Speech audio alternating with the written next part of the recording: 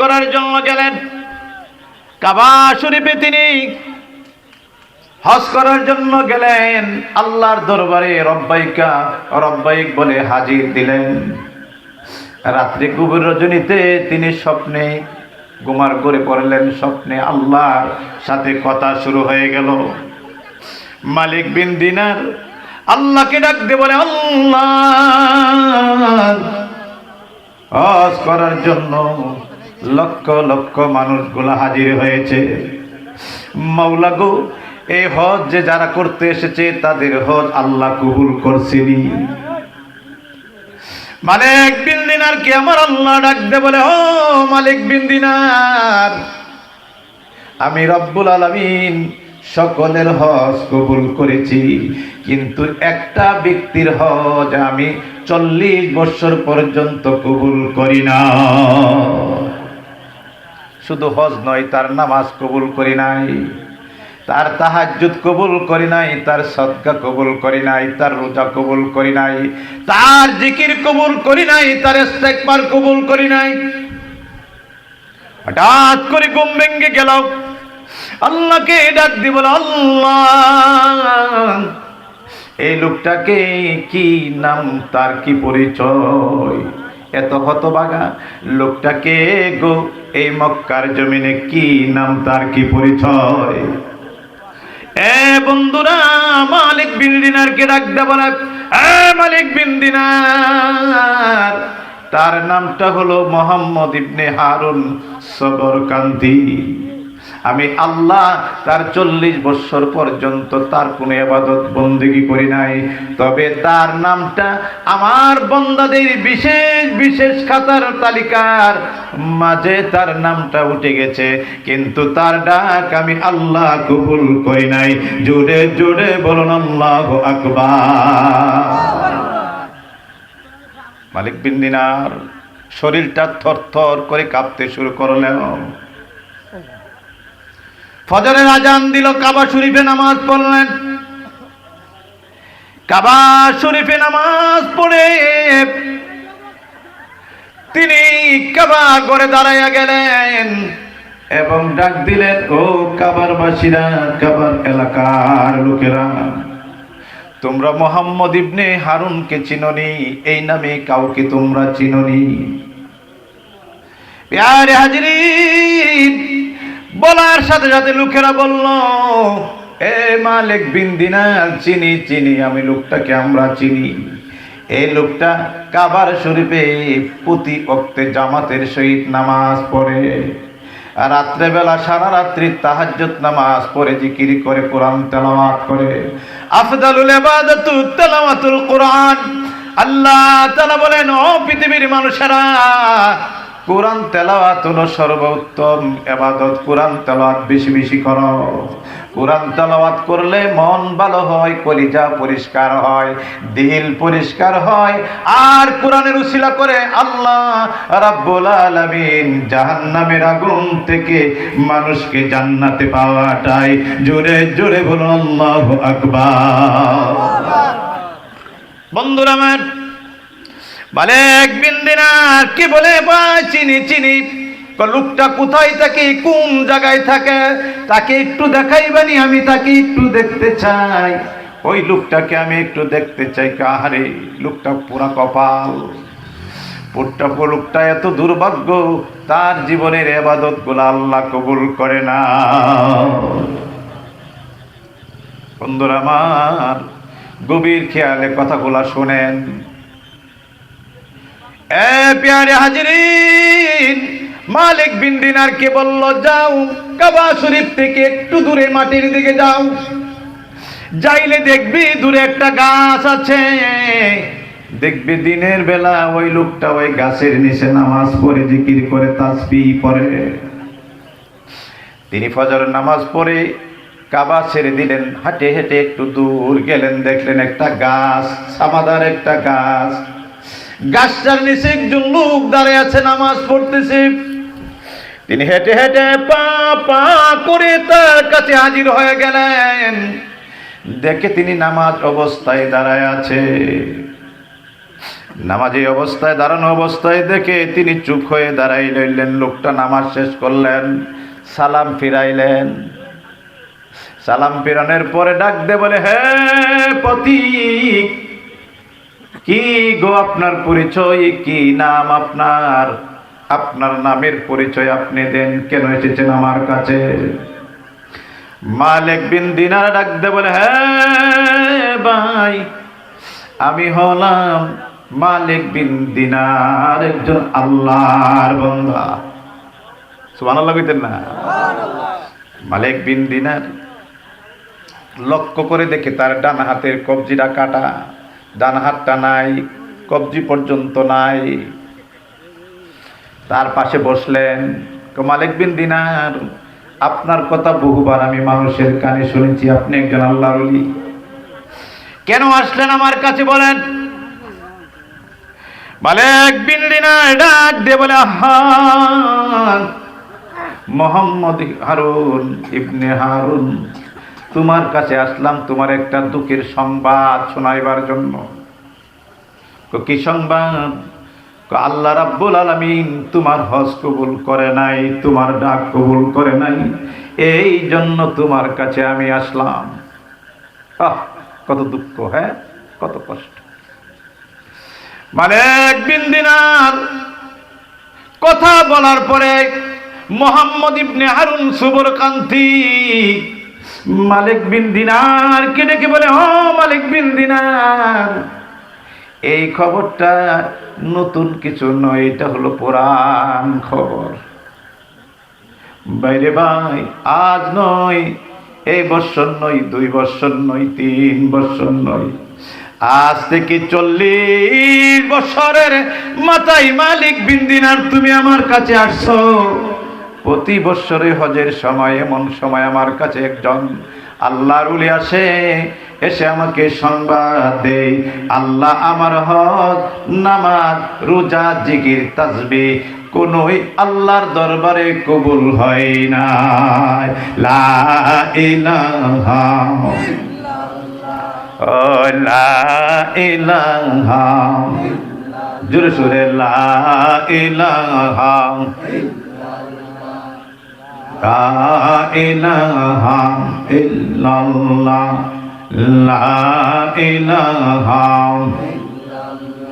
নেই কোনো মাবুদ আল্লাহ ছাড়া, নেই কোনো মাবুদ আল্লাহ ছাড়া, লা ইলাহা লা ইলাহা লা ইলাহা লা ইলাহা লা ইলাহা ইল্লাল্লাহ মুহাম্মাদুর রাসূলুল্লাহ সাল্লাল্লাহু আলাইহি ওয়াসাল্লাম। মালিক বিন দিনার কই, বাইরে আপনি কি এমন কি অপরাধ করেছেন, এমন কি বদ আমল করেছেন, যেই কারণে আপনি এত ইবাদত করেন, এত আল্লাহরে ডাকেন, আল্লাহ রাব্বুল আলামিন আপনার ডাক কবুল করে না? বলবেন কি ইতিহাসটা? মালিক বিন দিনার কথাটা বলার পরে মুহাম্মদ ইবনে হারুনের চোখের পানি ঝরনার মতন পড়তে শুরু করলো। এ মালিক বিন দিনার, শুনতে চাও? তাহলে ধৈর্য সহকারে আমার পাশে একটু বসো। বাইরে আমি আমার ইতিহাসটা বলি, কেন আল্লাহ আমার ডাক কবুল করে না। বন্ধুরা আমার, মুহাম্মদ ইবনে হারুন ডেকে বলে, ভাই, আমি খুব সম্পদশালী ব্যক্তি ছিলাম, আমার ঘরে 12,000 স্বর্ণ মুদ্রা ছিল, জায়গা ছিল, বাগান ছিল, উট ছিল, দুম্বা ছিল, ছাগল ছিল, টাকা পয়সার অভাব ছিল না। আমার 12টি দাসী ছিল, কামলা ছিল। তবে আমার একটা অভ্যাস খারাপ ছিল, আমি মদ পান করতাম। আপনাদের সমাজের মাঝে মদ পান করেনি? মদ খাইলে দেখবা যে এই যে কি কয় হ্যাটটা এই বুঝেন, হ্যাঁ বউ রে কজিটা কি ফুতেরে কি কো নাতিরে কি কো হ্যাটটা হে ওই বুঝে না, একটা হে বুঝে না, আরেকজনকে কি বুঝাইব? গভীর খেয়াল, একটু গভীর খেয়াল শুনেন ভাই, মনটা নরম করে দেন।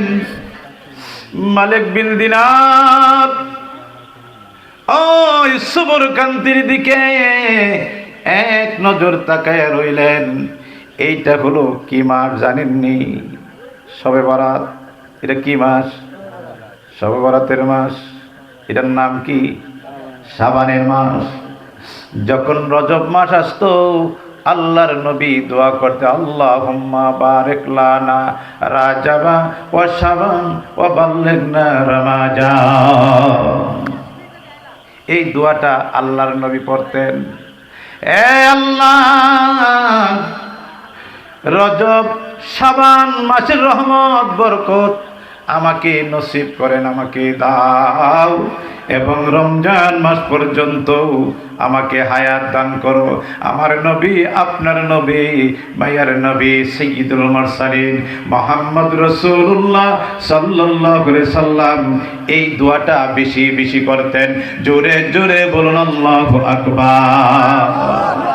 শবে বরাত গেছেনি? গেছিলেন নি আপনারা শবে বরাতে? 5 ওয়াক্ত নামাজ পড়তে হবে। আমি বলছিলাম আকিমুস সালাত ওয়া আতুজ যাকাত ওয়ারকাউ মা'আর রাকিঈন। ও বন্ধু, যেই ব্যক্তি 5 ওয়াক্ত নামাজ পড়বে না তার জন্য শবে বরাত নয়। যেই ব্যক্তি 5 ওয়াক্ত নামাজ পড়বে না তার জন্য লাইলাতুল কদর নয়। যেই ব্যক্তি 5 ওয়াক্ত নামাজ পড়বে না তার জন্য 2 ঈদের নামাজ, রাত্রের নামাজ ইবাদত নয়। যে ব্যক্তি 5 ওয়াক্ত নামাজ পড়বে না, জানাজার মধ্যে দোয়া পড়লে কোনো লাভ হইতো না। আগে 5 ওয়াক্ত নামাজ পড়তে হবে। বন্ধুরা, ওই দিনটা ছিল লাইলাতুল বরাতের রজনী। মুহাম্মদ ইবনে হারুন ডেকে বলে, ভাই আমি যখন লাইলাতুল বরাতের রজনীতে মদ খাইয়ে বেপর হয়ে আমি বাড়িতে আসলাম, আমার মা চুলার মধ্যে রান্না বসাইছে। আমি আসার পরে আমার মা আমার সামনে হাজির হয়ে দাঁড়ায় গেছে। ডাক দিয়ে বলে, হারুন রে, কত মার ছেলেরা আজকে মসজিদে গেছে 1 বছরের বাজেট নেওয়ার জন্য, আল্লাহর কাছে হাজির দেওয়ার জন্য। এ হারুন, তুমি আমার ঘরে এমন একটা সন্তান হইছ, এই লাইলাতুল রজনীতে তুমি মদ খাইয়া বেবর হয়ে বেহুশ হইয়া তুমি আসছো। তোমার মতন সন্তান যদি আমার না থাকে, মরেও যায়, আমার মার দুঃখ কষ্ট লাগবে না। তোমাকে যদি আল্লাহ নিয়ে যাইতো, তোমার মৃত্যুবরণ করতো, তাহলে আমি খুশি হইতাম। জোরে জোরে বলুন আল্লাহু আকবার। এ বন্ধুরা, মা বাবার দোয়া বিদ্যুৎ আকাশে যেমনি চমকায়, তার থেকে বেশি বেশি দ্রুত বেগে আল্লাহর দরবারে হাজির হয়ে যায়। জোরে জোরে বলুন আল্লাহু আকবার। ওই দিকে যদি আরো আলোচনা যায় তাহলে আরো আলোচনা লম্বা হয়ে যাব। যাইতাম নাকি? মা বাপের যে সাথে বেয়াদবি করলে কি হয়? বন্ধুরা আমার, একজন আল্লাহর ওলি ছিলেন, তিনি আল্লাহর ওলি ছিলেন। তার বিবি আর তার মা ঝগড়া লেগেছে। বিবির পক্ষ হয়ে তিনি মাকে একটা ধাক্কা মেরেছে। ধাক্কা মারার সাথে সাথে আমার আল্লাহ বলে, একটা ডাক দিয়েছে, আল্লাহ তার বিবির পক্ষ হয়ে আমার সন্তানটা আমার গায়ে একটা ধাক্কা মেরেছে। রব্বুল আলামিন, আমার এই সন্তানটাকে তুমি জাহান্নামে নিবে। আয় বন্ধুরা, আবিল ওয়ালিদাইনি ইহসানা إما يبلغن عندك الكبر أحدهما أو كلاهما فلا تقل لهما أف ولا تنهرهما وقل لهما قولا كريما জোরে জোরে বলো আল্লাহু আকবার। মা বাবার সাথে সুন্দর সুন্দর ব্যবহার করো, সুন্দর সুন্দর কথা বলো, নম্র ভাষায় কথা বলো, কঠিন ভাষা কথা বলো না। যদি কঠিন ভাষা কথা বলো রে বান্দা, তাহলে তোমার স্থান হবে জাহান্নামে। জোরে বলুন আল্লাহু আকবার। সুবহানাল্লাহ ওয়ালহামদুলিল্লাহ লা ইলাহা, জোরে জোরে সুবহানাল্লাহ ওয়ালহামদুলিল্লাহ লা ইলাহা ইল্লাল্লাহ সুবহানাল্লাহ ওয়ালহামদুলিল্লাহ লা ইলাহা ইল্লাল্লাহ। এই লোকটারও আল্লাহর দরবারে তার দোয়া কবুল হয় না। 8 বছর পর্যন্ত আল্লাহর বাড়িতে গেছে। ওই লোকটা গেছে 40 বছর, এই লোকটা গেছে 8 বছর। 8 বছরের মাথার গিয়া বাংলাদেশের একজন উলি গেছেন, যিনি মাজার আছে গিয়া চট্টগ্রাম, নাম হলো বাইজিদ বুস্তামি। বাইজিদ নাম শুনছেন নি? তিনি গেছেন। যাওয়ার পরে তিনিও আরফাতের ময়দানে রজনীতে আল্লাহরে ডাক দিছে, আল্লাহ লক্ষ লক্ষ মানুষ আছে, সকল হজ কবুল করছিনি? সকল হজ কবুল করছি, তবে একজনের হজ কবুল করছিনি। সুবহানাল্লাহ করেন না? লোকটাকে জাবালুর রহমতের পাহাড়ের নিচে যাও, গিয়ে দেখো একটা লোক, তার শরীরটা ক্ষত বিক্ষিত, শরীরে কোনো গা এবং ক্ষত বিক্ষিতের কোনো অভাব নাই। সুতরাং এই লোকটার ডাক আমি আল্লাহ কবুল করি নাই। গেছে তার কাছে, ভাই কিতা তোমার ডাক বলে আল্লাহ কবুল করেন, এর কারণটা কি? কারণটা হলো আমার মার একটা ধাক্কা দিছিলাম, একটা ধাক্কা দিও না, আমার মা দোয়া করছিল আমি জাহান্নামে যাইবার লাগি। মারে গালি দেননি আপনারা?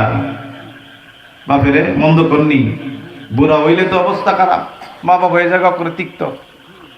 যত বুড়াই হোক, আপনি তো ছোটো কালে, আপনি ছোটো ছিলেন, আপনার কুলো কইরা প্রস্রাব করে পায়খানা করে দিয়েছেন, কত কিছু করছেন, এরপরও মা বাবা আপনারা পালাইছে। কিন্তু বুড়া হইলে মা বাবার বৃদ্ধাশ্রমে দিয়া দেয়। বন্ধুরা আমার, ছোট্ট করে বলছি উদাহরণটা।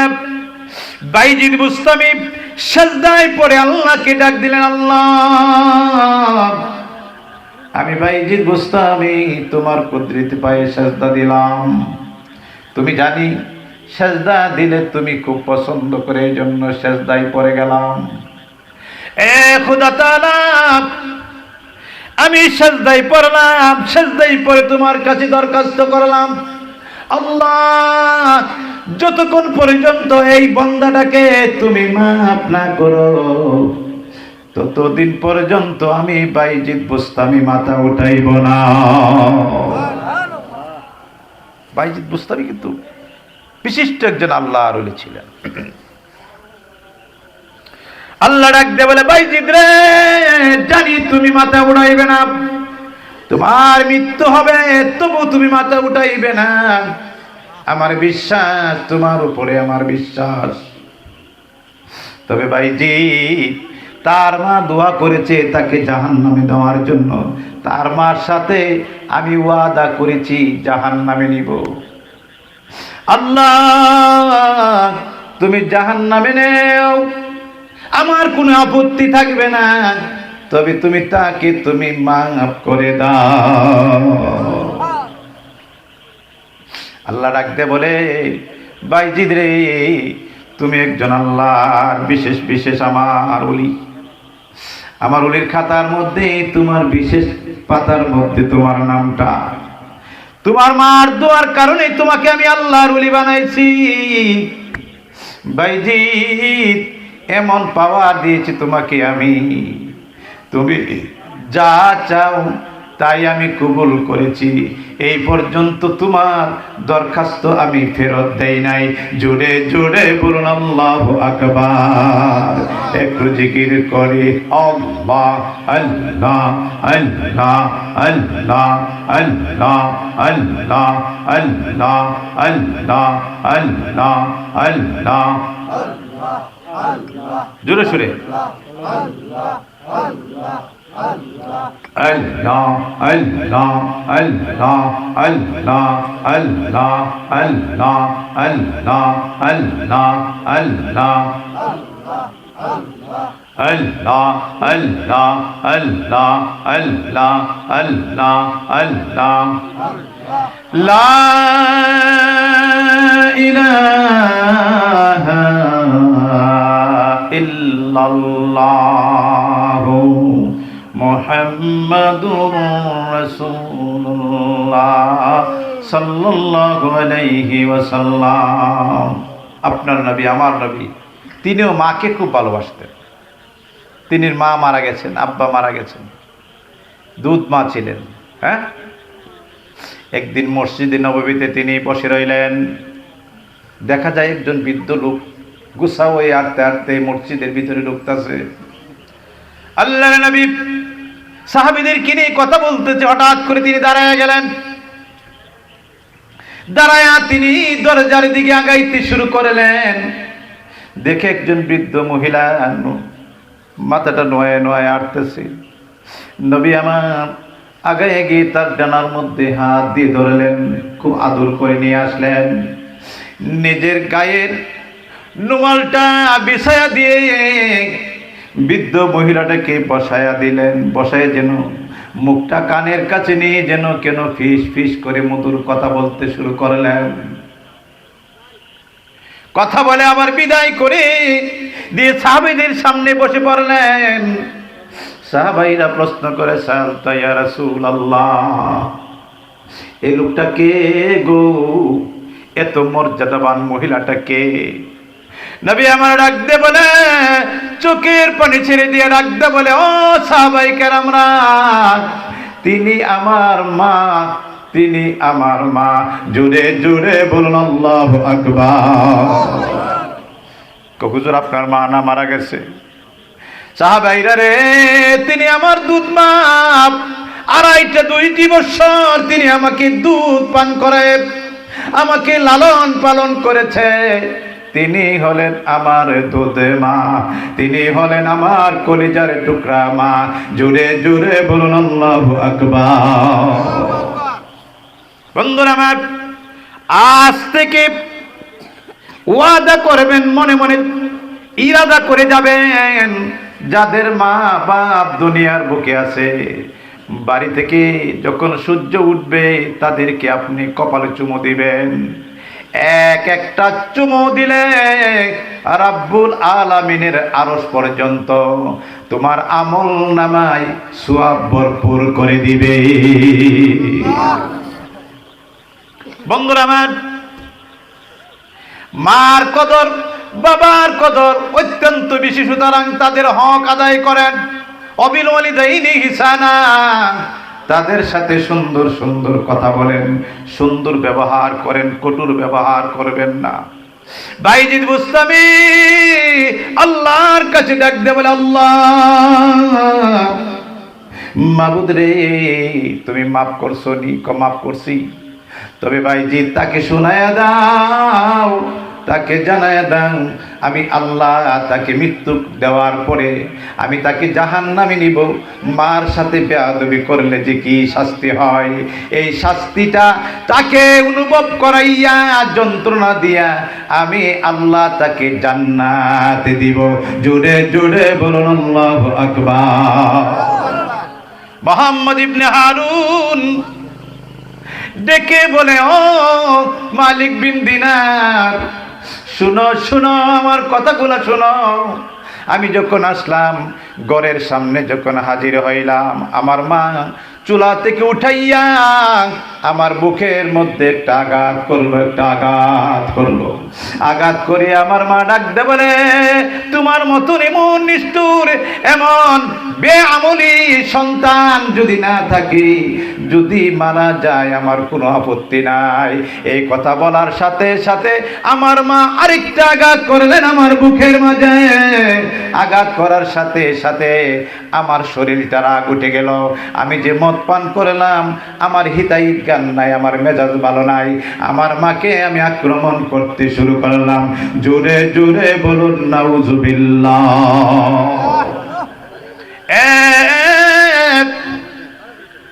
আল্লাহর ওলি, আমি আঘাত করতে করতে এক পর্যায়ে আমার মাকে আমি পাঁজা দিয়ে ধরে, এত উনান, বড় উনান ছিল, জ্বলন্ত আগুনের মধ্যে আমার মাকে ফেলে দিলাম। আমার মা আগুনে ফেলে দেওয়ার পরে আমার বিবি দৌড়ে আসলো। আমার বিবি আমাকে ধরে ধাক্কাইতে ধাক্কাইতে করে নিয়ে ঘরের দরজা বন্ধ করে তালা মেরে দিল। বন্ধুরা আমার, তালা মেরে দেওয়ার পরে আমি যখন বেহুশ হয়ে ঘুমিয়ে পড়লাম, রাত যখন পোয়াইল, সকাল যখন হইল, আমার যখন হিতাহিত গান আসলো, হিতাহিত গান আসার পরে আমার বিবি আমার কাছে হাজির হইল। বিবিকে ডাক দিয়ে বললাম, বিবি আমার মা কোথায়? বিবি আমার চেহারার দিকে তাকায় বলে, স্বামী হে, তোমার কাছে আসলাম বিদায় নেওয়ার জন্য, তোমার ঘর সংসার আমি আর করব না। স্বামী গো, তুমি গত রাত্রে কি করেছ? কি ডাকাতি করেছ? কি অন্যায় কাজ করেছ? এ অন্যায় কখনো রব্বুল আলামিন ক্ষমা করবে না।